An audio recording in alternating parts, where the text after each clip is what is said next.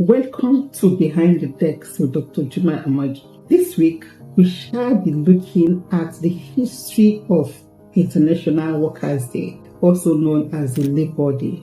Congratulations and happy Labour Day to all workers globally and my fellow Nigerian civil servants. It is great to be alive and contributing our quota to the development of the country.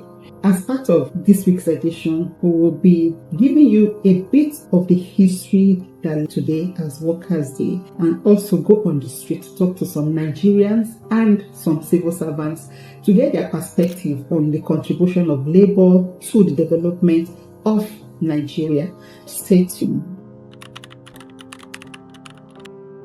We are here in Abuja. It is civil service that worked on conduct the feasibility studies of Abuja because of moving Abuja down here. They were the one that did administrative formality and they were the one that developed the city. So basically Abuja because of civil service. If you don't work with civil service, there is no service delivery. Just like the engine oil in a vehicle, without it, it cannot move. Take for instance, contractors. You can't go to the president and say, I want this contract, please do the necessary paperwork for me. It's the civil servant that does that. Civil service has really been doing a lot, and I must say that they're really underappreciated. In terms of pension, when my father was still alive, he worked, and after his service, he was between pension. So that really helped. It actually helped me to go to school. When you look at almost everything that the government does, it boils down to the civil service, as they serve as, should I say, the secretariat of all the filing, the computation. The implementers are the civil servant, which is a very important aspect.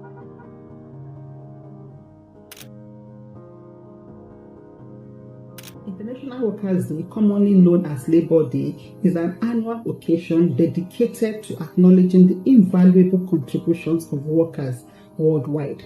The root of Workers' Day can be traced back to the late 19th century, when labor movements in the United States of America and other nations advocated for improved working conditions, reasonable hours, and fair wages for employees. The inception of Workers' Day can be linked to the Haymarket affair in Chicago in May 1886.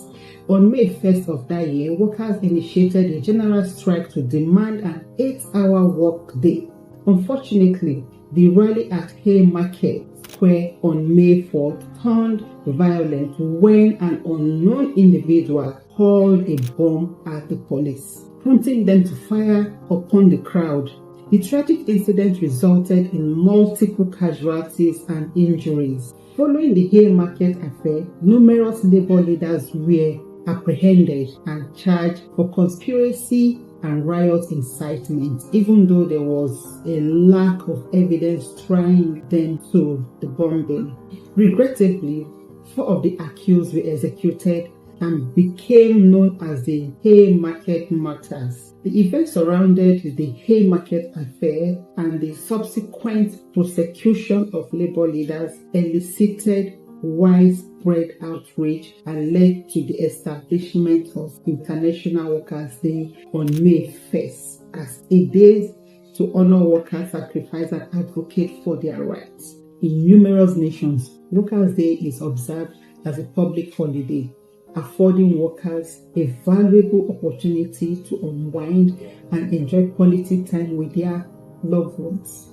It also serves as a moment for workers to contemplate the advances made in labor rights and acknowledge the persistent challenges faced by employees, including inadequate pay, hazardous work environment, employment uncertainty, the pursuit of labor rights. In essence, the history of Workers' Day celebration serves as a demonstration of a collective strength displayed by workers as they advocate for their rights and strive to enact positive societal change.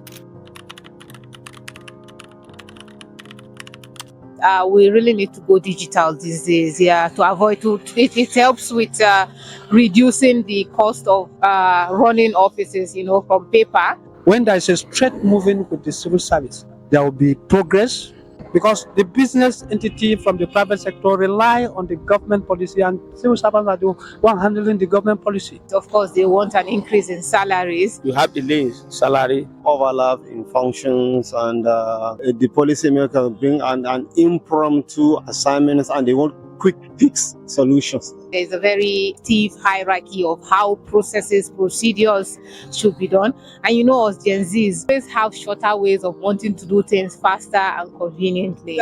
Sometimes you want to earn your promotion as I went to, you may not get it because it has come to the point that whereby man no man. The civil service and the government has to still come together because policy are failing. The area of transportation, they should look for a way to look mass transportation. Train is required. Because things are very costly in the market. Think now from Nyanya to here, I pay 700 naira. If you have a train that's coming from Nasarawa or Kefi to central area, another one coming from Suleja, but all these cars are not enough. When you're retiring, so you are only rest when you have a decent accommodation, you have a thriving stream of income. With the structured civil service, I don't see it happen. The issue of salary, they need to do something about it. You can't continue to work every day, and what they have been promising you is not achieved. There is issue of minimum wage now. If they have arrived at a particular amount to be paid to civil servant or to be added to their salary, let that promises be fulfilled. We lack incentive in most of the jobs we do, as in welfare and other packages to make you fit for your job. They need to do something about it. Happy Workers' Day. Happy Workers' Day. Happy Workers' Day. Happy Workers' Day. Happy Workers' Day A happy celebration to Nigerians everywhere in the world. Thank you very much for watching this week edition. Don't forget to like our video, share and subscribe, and hit the comment section for us to know what you feel about this video, your perspective to the contribution of civil servants to development of Nigeria. Thank you. See you next week.